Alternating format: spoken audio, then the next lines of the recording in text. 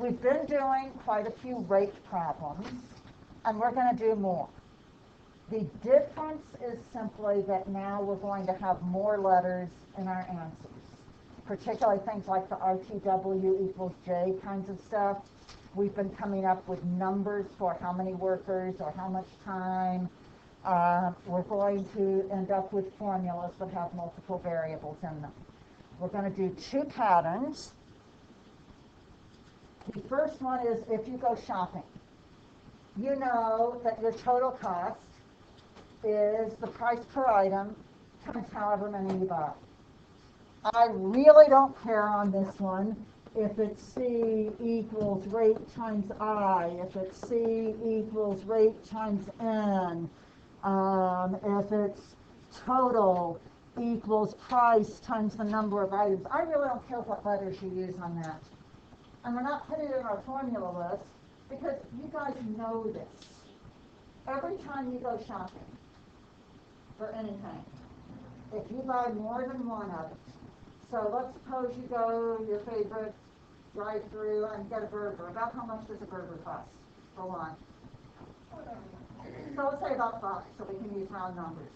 So if you buy one, you have to pay $5. If you buy two, you have to pay 2 times $5. If you buy three, you have to pay 3 times $5. And then the tax and all of that. That's all this formula says. So are we good with understanding what it means? So here's our first example. Peter purchased P pencils for $D.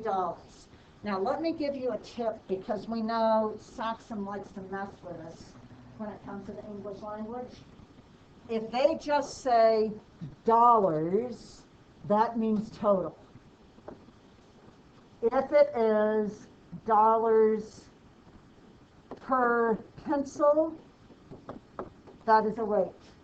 Or if it is dollars each, or each one costs this many dollars, then it's a rate. But that's where we make the most mistakes, is which place does that go in, the total cost or the cost for one, in that formula we were just talking about. So we have case one, the original amount, and so we're going to do that the total cost is the rate times the number of items, and that's my original, and I could do a subscript of 1 or whatever I wanted to do on that.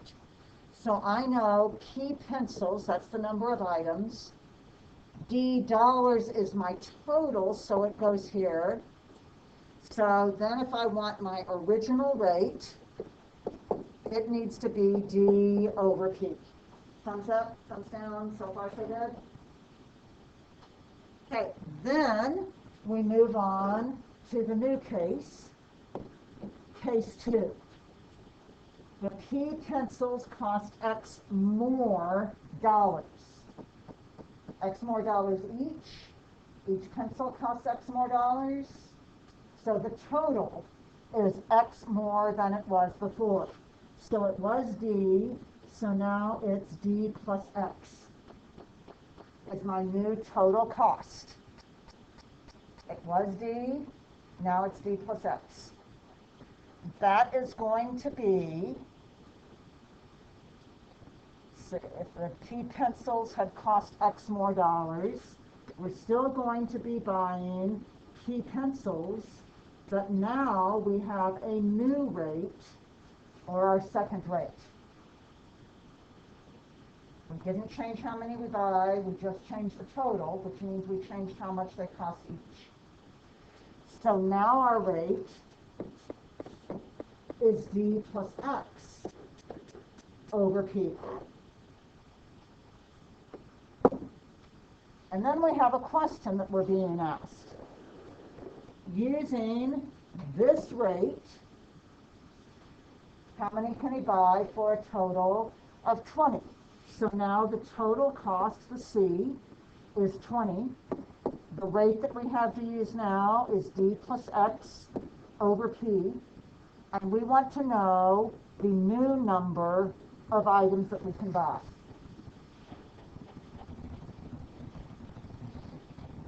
sometimes with these with so many letters in them, it helps me if I put a box around which one is it I need to get by itself so that I can keep it straight. You don't have to do that, but it often helps me. So if I want that the new number of items by itself, I need to multiply both sides by the reciprocal, by p over d plus x. When I do that, I get 20p over d plus x is my new number of items, and those are pencils. Does that one make sense? So far, so good. Okay, let's do another one, and this is the kind we'll see the most of in homework sets. We've got two stores and different prices, and usually we try to kind of think about, oh, do we know it's cheaper at one store than another? And then we'll go to the one where it's cheaper, unless the one where it's cheaper is in Georgia, and then by the time we pay for transportation, the total cost would be a heck of a lot more, or convenience, or which store is open, or whatever. So we've got a couple of different cases going on once again. So at store A, we know that the total cost is going to be the rate at store A times the number of items we can buy at store A. So M mops, that's how many things we're buying. D dollars, is that dollars per mop or dollars total? Dollars total, so it's my total cost over here of D. So that means that my rate at store A is D over M dollars per mop.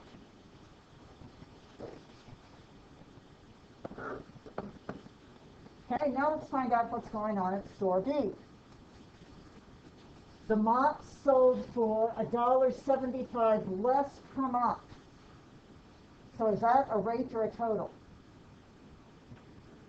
That's going to be a rate. So the rate at store A was D over M. At store B, the rate is that D over M minus $1.75. But just like before with some of these problems, we want to write that as a fraction with a common denominator because it will make it much, much easier when we solve the final equation. So if I think of that as M over M, my rate at store B is D minus 1.75 M all over M. Then my question is, at store B,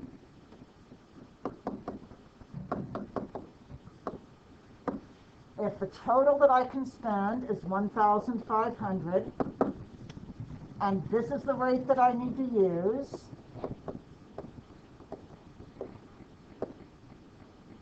how many mops can I buy? Since I have written that rate as a fraction, all I have to do is multiply both sides by the reciprocal, and I have 1,500 M over D minus 1.75 M. If I left this as D over M minus 1.75, I can't take a reciprocal of that and get rid of it in one step if I've got a minus sign in between two terms, but now that I've got it as just one term, I simply take the reciprocal. And then I need to label that mops. Questions on how any of that works?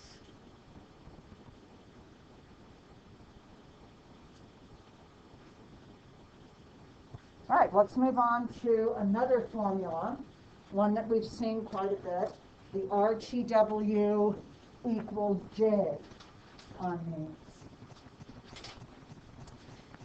So we start off with case 1 here.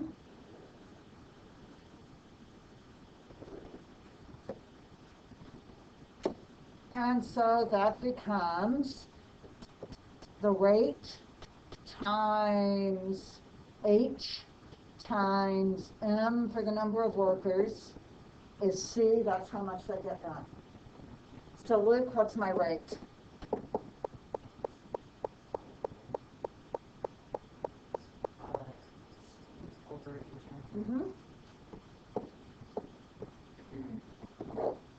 Okay, now for case 2, D workers quit. So now I did have M, now I have M minus D workers.